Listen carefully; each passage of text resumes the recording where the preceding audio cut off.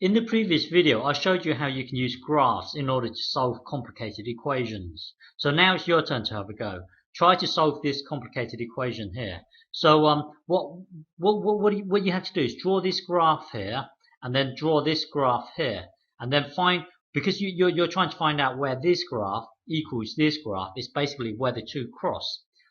Just a quick reminder, if you have a graph of y equals x to the power 3, it will look like this. And x squared will look like this. Okay, and if you have negative x squared, it will look something like this. And negative 3 to the power of x will look something like this. Okay, and a straight line will look something like this. And I think in this case, your straight line will be in a negative direction, something like that.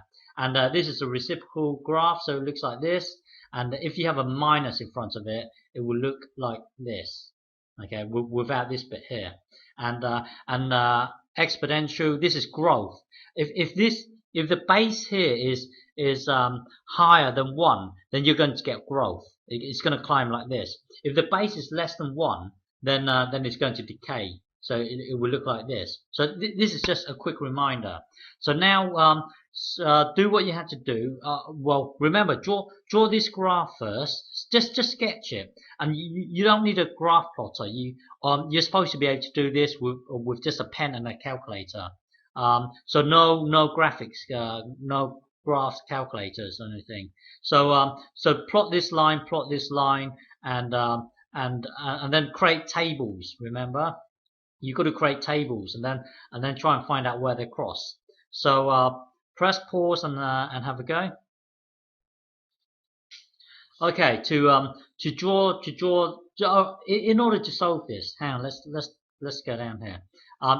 In order to solve this, hang on, what was it? 4 to the power of x equals 5 minus 2x. So just quickly sketch your graph. So this graph here, we want to draw y equals 4 to the power of x. So this is going to be an exponential growth, because the base is higher than 1. So we know that 4 to the power of 0 is 1. So we know, let's say 1 is here. So the graph will look something like this: exponential growth, and then it heads towards 0. Okay. Now draw the graph of y equals 5 minus 2x. So it has an intercept of 5. If from here to here is 1, then this would be 2, 3, 4, 5. I'm going to say 5 is here. Now a gradient of a negative gradient, so it's going downhill. A steepness of 2. So remember, steepness is 1 is a straight diagonal. Steepness of 2 is going to be quite steep. So I'm going to guess something like this. Hang on, this is guesswork. Okay, so our point of intersection is right here. But the thing is, we don't know where this here is. We want to find out the x value here, but we don't know. For all we know, this could be 100. This x value here, we don't know. It could be it could be 1, 2, 3, 4. Hang on, 5, 6, 7. We're not quite sure. So we are just going to create a table. We're just going to guess. Let's say from 0 to 10. Okay. If it doesn't work, if it doesn't work, then we will extend our table maybe to all the way up to 100 if need be. Okay. But for the time being, let's just guess it's between 0 and 10. So we would create a table like this. So between 0 and 10. So now let's put 0 into here now. So 4 to the power of 0 is 1. So at x equals 1, this thing here is 1. Okay. Let's put 0 into here. 0 into here. So it will be 5 take away 2 times 0 will be 0. So it's going to be 5. So at x equals 0, this thing here will be 5. Now let's put 1 into here. 1 into here. So 4 to the power of 1, that would be 4. So when x is 1, this will be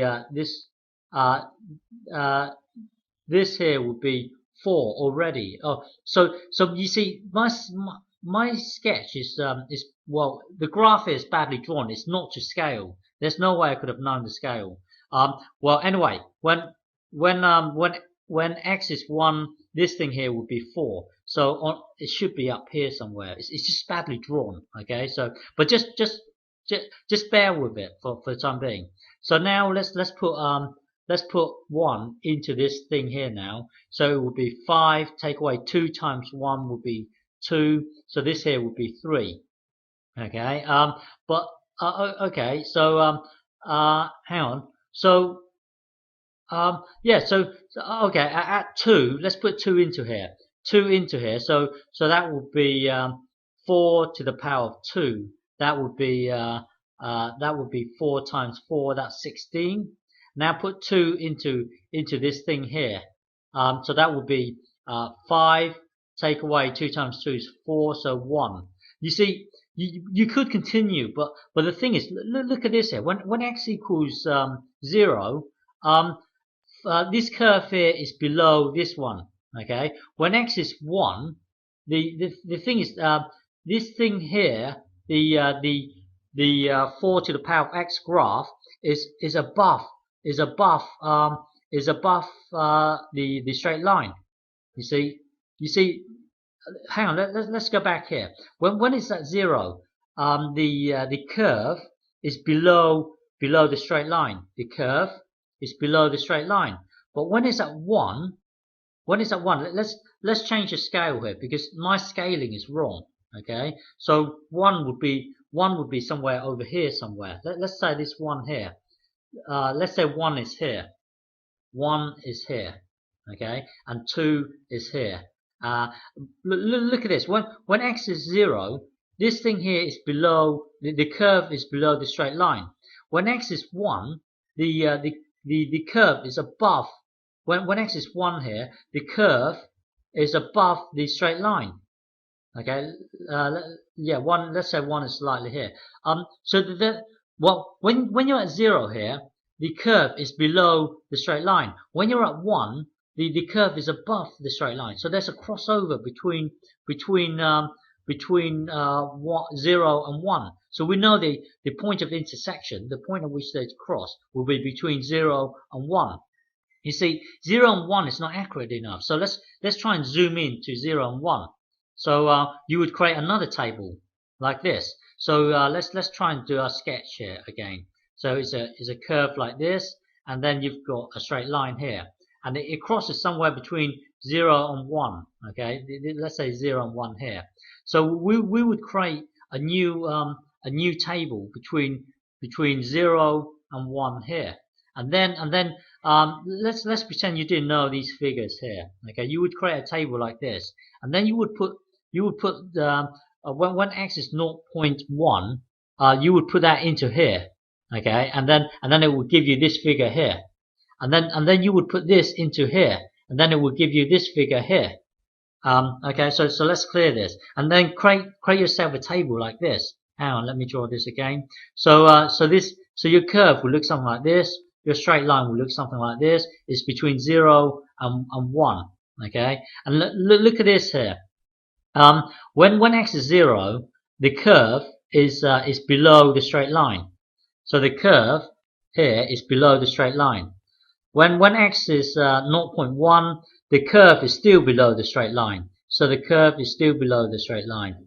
When x is 0.2, the curve is still below the straight line. Okay, the curve is still below the straight line. When x is 0.3, the curve here is still below the straight line. When x is 0.4, the curve is still below the straight line. The curve is still below the straight line. When x is 0.5, the curve is below the straight line. Okay, still below the straight line. When x is 0.6, the curve here is still below the straight line. When x is 0.4, the curve is still below the straight line. Okay, when x is 0.8, the curve is still below the straight line. The curve is still below the straight line. When x is 0.9, the curve now is above the straight line. Look at this. No, it's not. Yes, it is. Yeah, the curve here is above the straight line because look at this. This here is 3.48. I don't know if you can see it, but down here it's 3.2. So this number here is bigger than this number here. So we know that the curve now is above the straight line. So there must be a crossover between 0.8 and 0.9. So the crossover is between 0.8 and 0.9. That's a crossover. So yeah, somewhere in between. I'm just going to select the midpoint between the two. So I'm going to guess 0.85. So x equals 0.85 is a solution. And if you keep on extending this, you can see there's only one solution. There's not going to be another crossover. There's only one solution. And remember, this is just an approximation. You're never going to get an accurate answer by using graphs. You can only guess, get to a rough estimate of the real solution. Okay, and it turns out that if you plot the so this is our curve here. This is y equals 4 to the power of x. You see this? This here is 1, and then it grows like this. Okay, and then this here is our y. Well, the intercept. Hang on, the intercept here is 5 because our graph is 5x. 5 minus 2x, and the gradient is negative, so it's going downhill. So this here is 5. Well, anyway, the point at which they cross is our guess was 0.85. The true answer here would be at this point here would be this is x here. Hang on, this is x here, and the up and down here, if you like, the up and down here is actually 3.284. So that's the y value at this point here. Okay, so this is the solution. X is right. Well, x is here 0.858, and y at this point here will be 3.284. Okay. Yeah. Okay.